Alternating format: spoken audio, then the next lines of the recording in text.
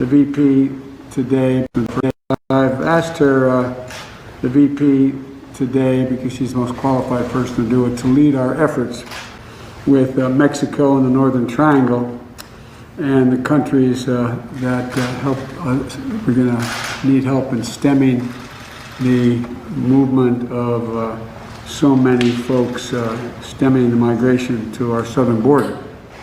So this new surge we're dealing with now started with the last administration, but it's our responsibility to deal with it humanely and to stop what's happening. And so this increase has been consequential, but the vice president's agreed, among the multiple other things that have happened in the meeting, and I appreciate it, agreed to lead our diplomatic effort and work with those nations to accept the returnees and enhance migration enforcement at their borders.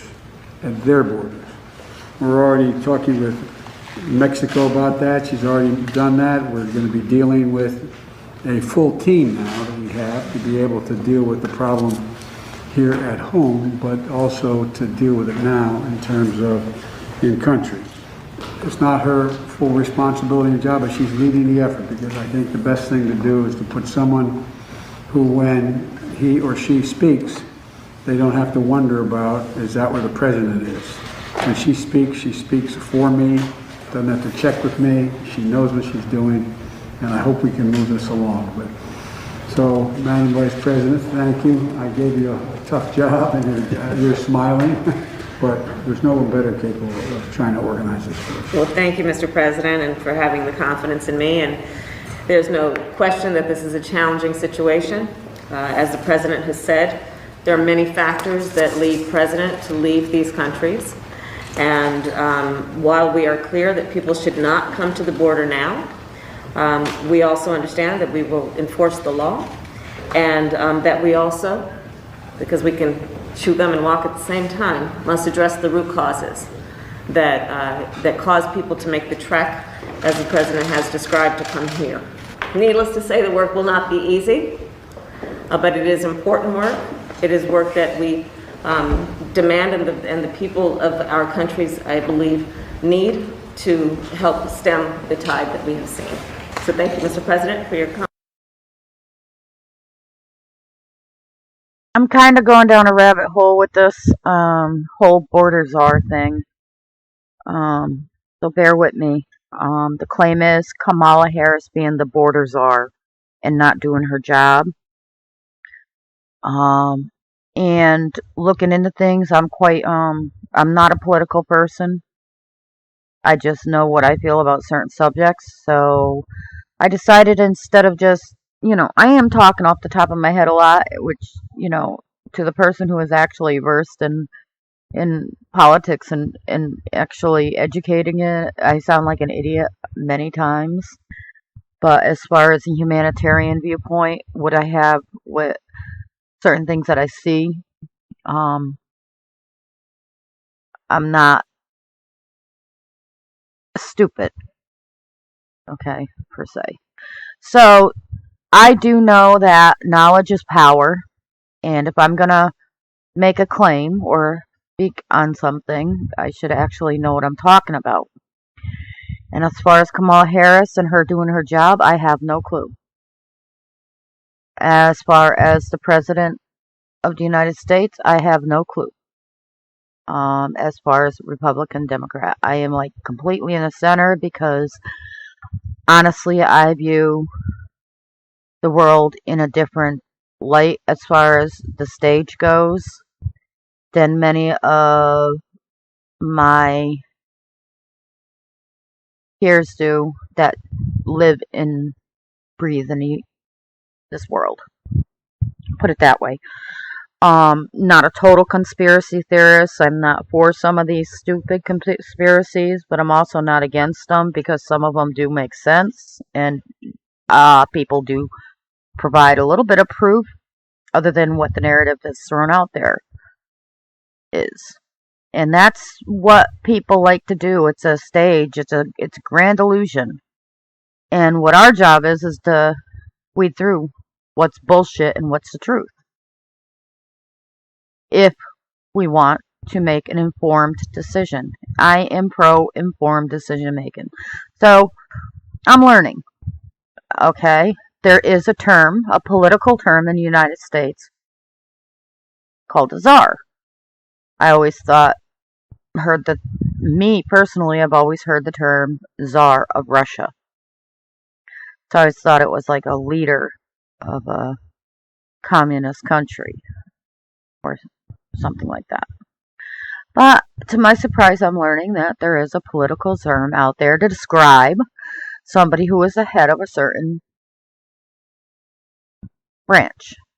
Czars are generally executive branch officials appointed by the head of the executive branch, such as a president for the federal government or governor of a state. So the president appoints these people to an executive branch. So now looking at that, it looks like whoever the executive branch official that leads that particular area would be the czar of the border. It's not that simple. Finding out. But if you want to go with the executive branch definition, then I only have to stop at, I think, one area to know who the czar of the border is. And surprise to many people out there that are arguing about it, it's not Kamala Harris. Kamala Harris was appointed to be a diplomat, a liaison between the United States and other countries that have people migrating from their country trying to get into ours. That's what she was appointed as. She is not the czar of the border. The czar of the border, if this definition in the United States, czars are generally executive branch officials appointed by the head of the executive branch, like the President of the United States. The executive branch, I looked up the cabinet. The cabinet's role is to advise the president on a subject he or she may require related to the duties or each member's respective office. President Joe Biden's cabinet includes Vice President Kamala Harris and Joe Biden heads of the 15 executive departments we have. And there are 15 of them. The Secretaries of Agriculture, Commerce, Defense, Education, Energy, Health and Humane Services, Homeland Security, Housing and Urban Development, Interior, Labor, State, Transportation, Treasury and Veterans Affairs, and Attorney General. Additionally, the cabinet includes the White House Chief of Staff, the U.S. Ambassador to the United Nations, the Director of National Intelligence and the U.S. Trade Representative, as well as heads of the Environmental Protection Agency, Office of Management and Budget, Council of Economic Advisors, Office of Science and Technology Policy, and Small Business Administration. The President Biden's cabinet reflects his pledge to appoint leaders of the government agencies that reflect the country they aim to serve. So, the heads of each of these departments is who the czar would be. So we're looking for the czar of the border. And nowhere in this area, this was confusing to me, because nowhere in this area did I find for myself the answer to who is in charge of the border. So I had to do a search, and it came out to be the United States Customs and Border Protection, I did it again. I can't read my own writing. United States Customs and Border Protection was formed in March 1st of 2003. That is the branch that deals with all all of our concerns as U.S. citizens with people coming into our country. Keep in mind, Kamala Harris was appointed to be a liaison between us and other countries, not the person in charge of who's coming into our country and the way they're being treated. The person who is responsible for this agency, because it's nestled under this, is none other the czar of Border Patrol, Border Security, the border. The czar of the border is right here. Alexandrio, I'm going to butcher his name, Mayorkas, is the border czar. If you take the definition that I just shown you to be true. Why? Because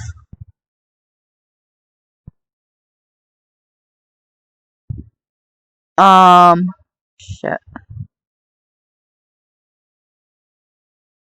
Oh, this is the person in charge of the United States Customs and Border Protection.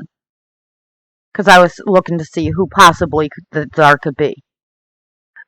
But it's specifically in that other definition says it's the cabinet member, who's appointed under the president. So I would guess that other person is the czar of the border. However, we have this person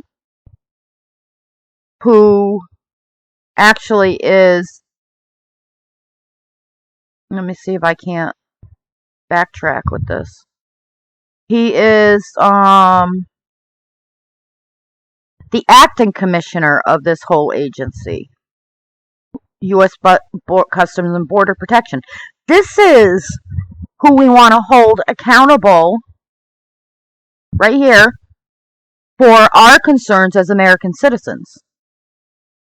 This, United States Customs and Border Protection. I found out that George W. Bush is responsible for eliminating United States Customs Service in the White House, which he cut in 2003. 2001 to 2009, he cut it.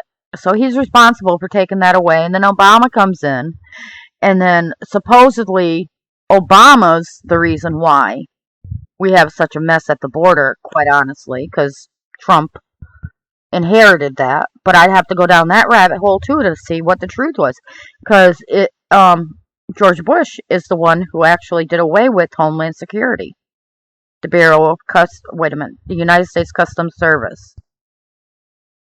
So that's where we're at with that for now. So, and the person that looks to be responsible for all this, our concerns as American citizens, that is, the head of it is the acting commissioner has Troy A. Miller. And then the acting deputy commissioner is P.R. Flores. Parent agency, Department of Homeland Security. Child agency, United States Border Patrol. So, the claim that Kamala Harris, at this point, with me, is debunked as false. It's false information that's being fed to the American public.